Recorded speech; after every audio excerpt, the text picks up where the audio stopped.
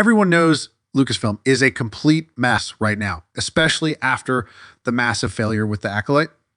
I mean, they poured ridiculous amounts of money into that thing. Like, it's just making Kathleen Kennedy and Disney's top execs look even worse. It's like, who thought that was a good idea? They should have just thrown the cash out the window. It would have been more productive. Oh, yeah, and now Bob Iger is scrambling. He's freaking out because Star Wars is in full-on burnout mode, and fans are boycotting like never before. It's been a disaster ever since Disney took over Lucasfilm in 2012. Kathleen Kennedy ruined it all. Back in 2015, there was a bit of hope with The Force Awakens, but after The Last Jedi in 2017, things just spiraled out of control. Right? It's been a dumpster fire ever since. And now Bob Iger is just being a typical corporate liar, going into damage control mode. He keeps trying to water down the flames with his lame excuses. He's blaming this boycott on false narratives and saying it's only a small group of fans causing trouble. It's laughable. The man contradicts himself constantly.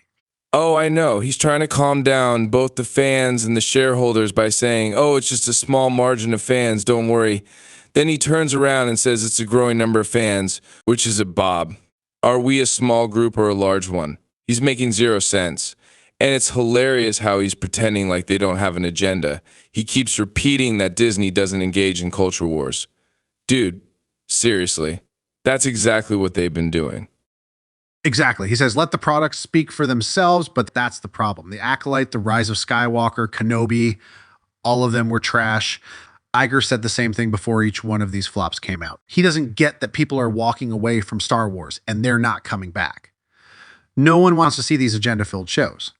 And the hypocrisy is just dripping off him. First, it's a small margin of fans complaining, then it's a large portion.